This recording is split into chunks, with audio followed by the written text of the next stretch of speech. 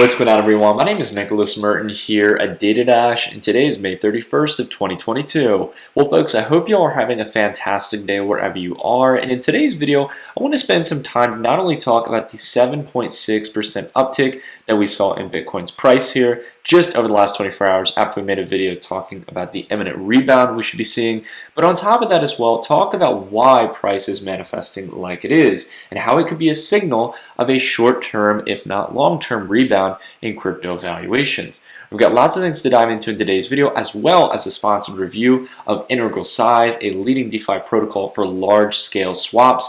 We're going to be talking about that later on in the video, so stay tuned. You won't want to miss it. Let's go ahead and kick things off, guys. Now, I want to spend some time to talk a little bit about what happened here over the past few weeks here. Now, many of you will probably be curious as to why we saw such a significant uptick here, really recouping the last couple of weeks of sideways consolidation or any potential losses that we had seen, and definitely dragging further away, about $6,000 away from the previous relative lows here from the capitulation candle. Now, you all know here that I talked about this idea of not getting caught two steps behind. And there's a big reason for this. All the while, I understand many of you are under the impression that we're in a bear market or that we're going to see lower lows over time. That's totally fine. It's fine to have that kind of outlook on the market, especially with the sentiment and the concerns on the Fed. But we always focus here on making sure that if we are going to sell, we sell into strength, because it is more likely than not when you're getting the sweat in your palms, when you're worried about the market, your emotions are running high, it is near a capitulation event like we saw back here. And you all know, if you saw the video we did back about a week ago, we talked about how you can use volume to spot capitulation. We had this back in May of 2021. That was generally where price was at a low there, relative low, and rebounded not only from around this $30,000 range upwards, but all the way up to $40,000 multiple times. And we also saw the same here in May of 2022. Ironically enough, another capitulation candle outlaying against all the volume of other weekly candles, and then a rebound higher in price. Now, I want to dive a little bit deeper, though, in today's conversation and talk about how price can showcase us what the market is doing effectively. So one thing that's really interesting here, and I want to dive over actually into the Binance Futures chart here. I apologize, my computer's taking a little bit more time to load today as I'm on my laptop.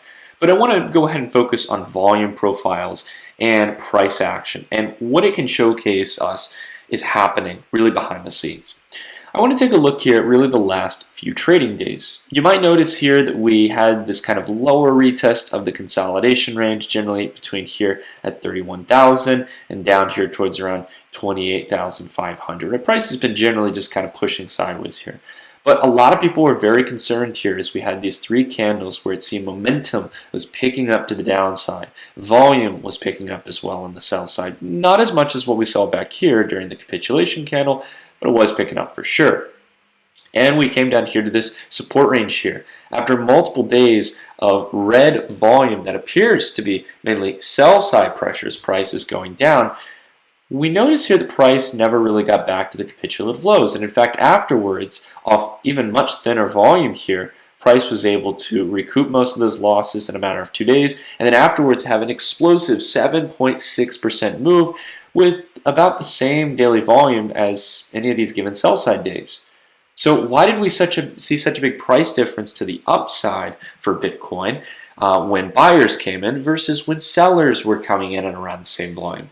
Now, of course, it is important to note here that just because we have a red candle here and we see a volume of 94,000 Bitcoin traded on a given exchange, that this was all just someone market selling, in this case, Bitcoin on the market. That's not the exact case, but we can definitely see here that, give or take here, when there is a market order flow in a dominant direction, either buying or selling, the candle will usually follow in that direction.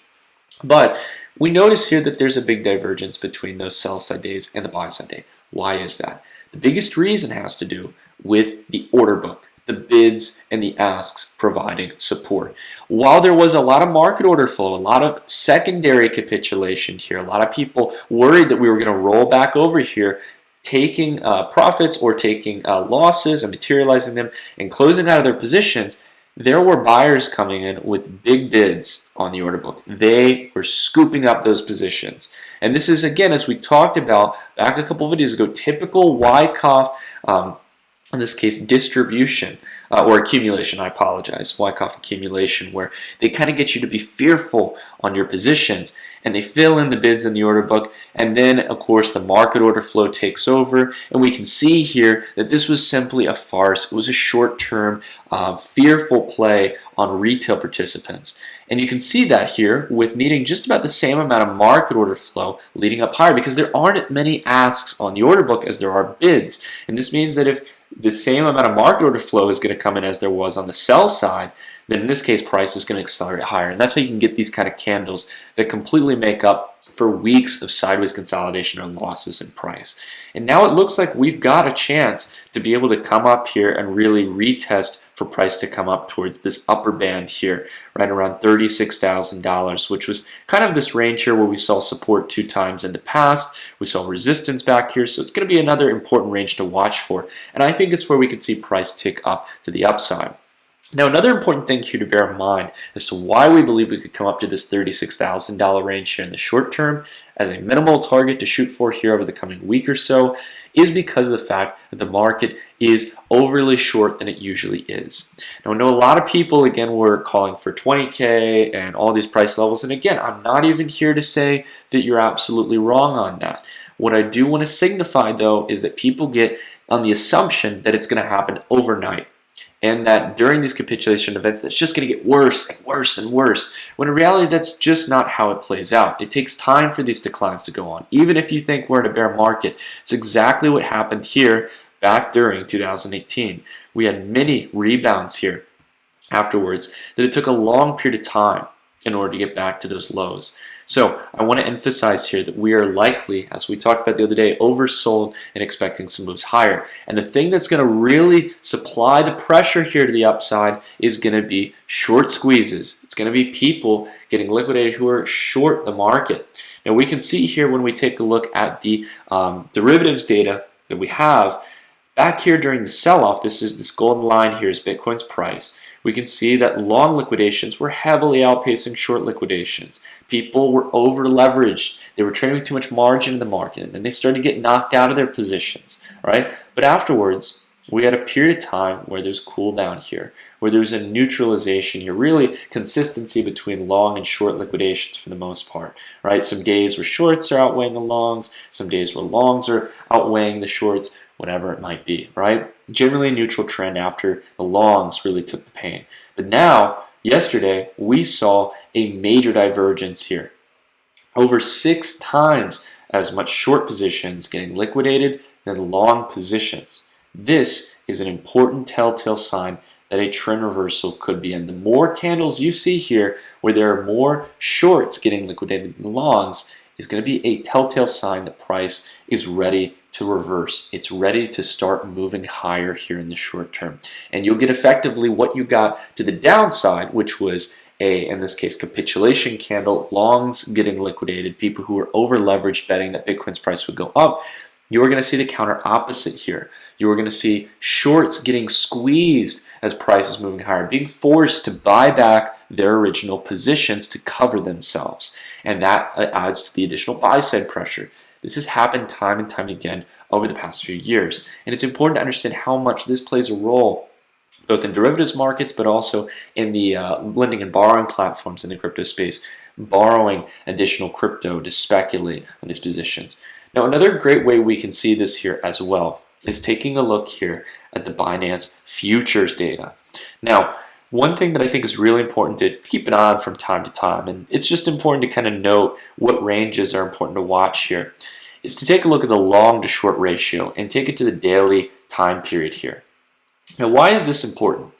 It's important because it can show us here, as it measures here, the amount of net long and net short accounts in regards to the entire Binance Futures Exchange. So this basically shows us a general reading of the market. Are people generally more long or are they more short? Now, some of you might be under the understanding here that we have to, if we, for example, see the majority of the market long, then we should go short. We should really be betting against the majority of the market, right? And I don't want to make it as simple as that. If it's 51% short, that means you go long and vice versa. That's not the case. What I do want to explain here is that we need to look at the historic norms here to see whether or not the market is getting a little too confidently bullish or bearish. And we can see here that back just here in early May, we were at a much more normal ratio here, right? We were around the 3-point range. Usually the market is around 75% long and 25% short. But as we cooled down here, as prices started to correct, that ratio got cut nearly in half down to 1.5. And we've been hovering around this range over the past month, really over the past couple of weeks since the capitulation candle. But the important thing to understand here is that all the while longs are still the majority of positions, this is a very low range of longs versus shorts compared to what we're used to. This means there's more shorts in the market, more availability for a short squeeze to happen.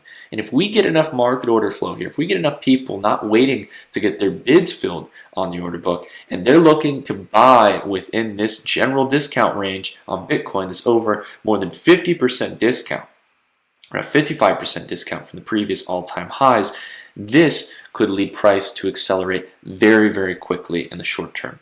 And that's exactly what you saw back here. Back here, for example, in 30,000 going all the way to 42,000. It's what you saw here, 31,000 to 41,000. A lot of these retests here in the short term, and what later on leads to acceleration in price afterwards. Right? So it's important, again, to keep in mind that that liquidation data is very important to keep an eye on, and we can see it as well, the difference in the pressure from market order flow on both sides. If we get anywhere near the amount of sellers that we got here, market order flow on buy side pressure, that is going to spell some serious upward moves for crypto. There just isn't that ask resistance on the order book. There's plenty of people who have built short positions just waiting to get knocked out of the market. And trust me, it's not me who wants to get you knocked out of your positions. It's the derivatives exchanges. They love liquidating you. I write about this even more in our upcoming Dash Report article that we're going to be sending out tomorrow. So if you guys are interested in signing up for the Dash Report, it's a newsletter we write here on the channel. We have a link down below in the description. You guys can get 20% off on an annualized subscription. But we cover the whole range of crypto markets. We talk about equity markets, commodities, Forex, all that good stuff. And you can get a lot of important lessons on how to read price on a deeper level rather than just using one indicator or trying to trade it in the near short term like day trading. Right? We try to focus on more swing trading and long-term investing, as that's tended to be one of the best risk to reward formats for investing in markets. Now, one last thing I want to dive into before we dive into our review of Integral here is take a look here at the Nasdaq. Nasdaq here, the Nasdaq futures are signaling here since the close on Friday that we're about neutral with where we closed back at the end of the week. And we've had a serious rebound here, again, bringing ourselves back up to where we were back in late April for technology companies. And I think this is going to prove as a backbone foundation for crypto to continue making that move higher here in the short term, right? Again, not getting caught 2 steps behind. We give it some time, let the market come in, let people buy the discount, and that is where we can look at potentially taking some stuff off the table, de-risking a little bit, de-leveraging a bit, and making sure that we've got some cash on reserves in case we roll back over again, and then this is nothing more than a dead cat bounce, right? If that's the case, we want to have some cash on side. Right? But if you're looking to make larger plays or larger trades in the crypto space, it's a perfect time to spend a little bit of time talking about our sponsor in today's video. So let's go ahead and dive into the interview or the review of the Integral Size platform. Alright everyone, so in today's sponsor review, we're going to be diving into a DeFi protocol that probably has to be one of the most interesting things I've seen in the past couple of months. And it's no other than Integral Size, the decentralized exchange built for large market orders. Now, for those of you who have been following the channel for a long period of time, you guys know I love decentralized finance. And more specifically, I love automated market makers like Uniswap or SushiSwap that allow you to swap from one token to another. So for example, from Ethereum to USDC or vice versa. And being able to do so in a quick, simple, and decentralized way.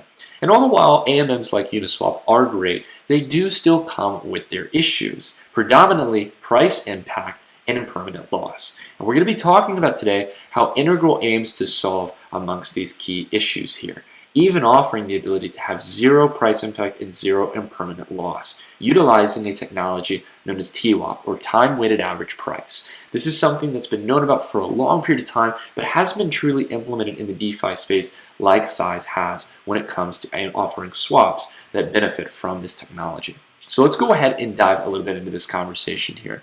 These are a lot of big claims here, but there's a clear reason why size is able to fix a lot of these long ailments from the traditional AMMs in the crypto space. So first off, we need to understand price impact. So if you're like myself and you've utilized Uniswap before in the past and you swap from one token to another, you've probably experienced where, for example, you've bought with $10,000 of a certain token. Let's say maybe, for example, you had $10,000 of USDC and you wanted to buy $10,000 of ETH.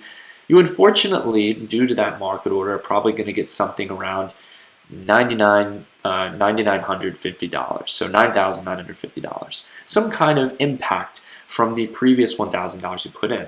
Now that might vary depending on the amount of liquidity in there now, but there's a reason why in an automated market maker like Uniswap you're going to experience that, and it has to do with the dependency on utilizing a curve and price. Depending on the amount of liquidity and the demand from this buyer at the given time to swap from one token to another, you are going to face what's known as price impact. It is a given reality in the market here. Not to be confused here with slippage, which generally has to do with when you execute an order, a given market rate, and the divergence or difference of what you actually get. Price impact here can be mathematically calculated ahead of time, but it's an unfortunate reality with AMMs. No one wants to face an immediate 1 to 2% loss with a swap. And if you're doing large-scale trades when it comes to DeFi, all the while AMMs might be great, they might have a lot of liquidity, you can still deal with a pretty high degree of price impact right at the get-go when you're trying to trade from one position to another. And that's simply what Integral has focused on fixing here, offering abilities for the ability for traders to be able to trade from one asset to another and not have to face a significant amount of price impact. So how do they do this? Let's go ahead and dive into the protocol here. Now, as we talked about earlier, Integral utilizes a technology known as time-weighted average price. It takes the average weighted price through oracles in the crypto space to be able to pull the last price for Ethereum over the last 30 minutes on average. So what has the average price of Ethereum been over the last 30 minutes in time? Now, it's not going to match exactly with what Ethereum's price is at that given time, but it gives us a nice smooth average here that will allow us to purchase that amount of Ethereum at that time-weighted average price. We don't have to take an immediate 2 or 3% loss. We can buy Ethereum at this average weighted price here, and vice versa. We can also sell from Ethereum into USDC at this time-weighted average price in the market. And this is going to allow us to avoid dealing with a lot of the slippage, or in this case, the price impact, more specifically on the AMM. So for example, if I was a whale here, a large investor, and I wanted to trade 1,000 ETH into 1.97 million USDC, we can see here that utilizing time-weighted average price versus, say, Uniswap and other providers, we can save a ton of money. We would in fact lose immediately on Uniswap or on Binance around 2.5% if we wanted to do a market order trade. We'd have to be stuck either utilizing a traditional exchange and setting limit or bid orders, hoping the market price is going to move and get that order filled, or on Uniswap, we're going to have to face an immediate 2% loss. Nobody likes that. It's not fun. But instead, what we can do here is save thousands immediately going from our Ethereum position into USDC. We can effectively cash out or go into a safe stablecoin here from our crypto position, or vice versa here. Right? We can see the exact same thing here. We can see that the chart inverts over time. And time-weighted average price does a really good job here of really cutting out a lot of the signal, a lot of the noise here and the volatility, and really getting us what the average price is at that time. And we can see that it follows and trails quite nicely with the given price here. And we can save a lot of money in both directions when making these trades. And all the while, this is a really exciting concept. What really gets me excited to see is how Integral's been doing well since it launched back a couple of months ago. Since back in March, we've seen a large amount of volume coming into the platform, over $472 million here, especially during this period of time where DeFi has been through a pretty rough patch with market sentiment. So I'm excited to see the kind of adoption of a time-weighted average price, trading application in DeFi. And the way to think about this here and how Integral is able to offer this is it's very similar to that of what you'd experience in OTC markets. Now, many people don't know, but over-the-counter or OTC markets deal much more volume than the spot market. So the Coinbases, the Binances, all those exchanges you're used to seeing and the price action that happens on there, what happens on above the spot markets is the OTC markets, or over-the-counter exchange markets. And this is where you usually have a broker who's dealing with a buyer and a seller who want to swap from one asset to another on each opposite side, therefore making the trade at very large volumes, that if they were to trade that on exchanges, they would deal with dramatic percentage losses trying to make that trade. And this is what's really cool about Integral, is that it effectively streamlines offering that capability to do large-scale trades without having to go through some type of broker that's going to, again, charge enormous fees in this case, and in some cases not be able to get you the match you're looking for if they don't have a buyer in their network, or a seller for that matter. So this is a really exciting technology, and I think one of the more exciting things that's going to help scale out the adoption that we've seen already for exchange applications within the DeFi space. Now, some really interesting stuff here, again, that you guys could read into if you want to dive a little bit deeper into this topic. 0x Whalelord, which is one of the many people who are building. There's some known developers and pseudo-anonymous developers who are building Integral, who have backgrounds in a variety of fields from mathematics and financial markets. And you can start to read through some of these great articles that they have within their blog posts that dive into concepts like zero price impact trading in DeFi. Is this something that's even possible? As well as some other interesting things diving into how you can also dollar cost average using time-weighted average price. So there's a lot of exciting stuff here that can really help you to get a better understanding of what Integral is offering here with size and how it changes the game here, as well as the nitty-gritty of how you actually can get a time-weighted average price average for these given assets, swapping from one coin to another. And along with that as well, dive in a bit deeper into how you can actually basically face zero or permanent loss by providing liquidity. This is a huge problem here for liquidity providers. It's the reason Uniswap has to charge the fee that it does on swaps. So there's all kinds of stuff that you guys can dive into. I highly recommend you guys give it a try and at least just take a look through the platform, read through the documentation in the blog, and if you guys are interested and give it a spin, simply click the Trade with Size button at integral.link and give it a feel for the platform. I also highly recommend that you guys will check out some of the visualizations that they have on their website, and outside of that as well, some of the roadmap items that they have going forward here when it comes to the Integral ecosystem. They also have Integral 5 as well that launched back in March as well, which has a 5-minute TWAP. And this is, again, another implementation of time-weighted average price to be able to also make other additional trades here in the crypto space. But it's built for more of large-scale cryptos like ETH, BTC, and stables versus some of the small-cap tokens like Convex that they've integrated into the protocol and their liquidity pools. So lots of exciting things coming down the pipeline. If you guys are interested, check out the link down below in the description. I'll have it down there where you guys can get access to the website, check it out, and definitely let me know what you think down below in the comments down below if you guys are interested in this utilization of time-weighted average price that Size offers. But until the next video, everyone, if you could drop a like, always appreciate it as always, and I hope you have a fantastic day wherever you are. Until the next one, I'll see you all in the next video. Take care, everyone.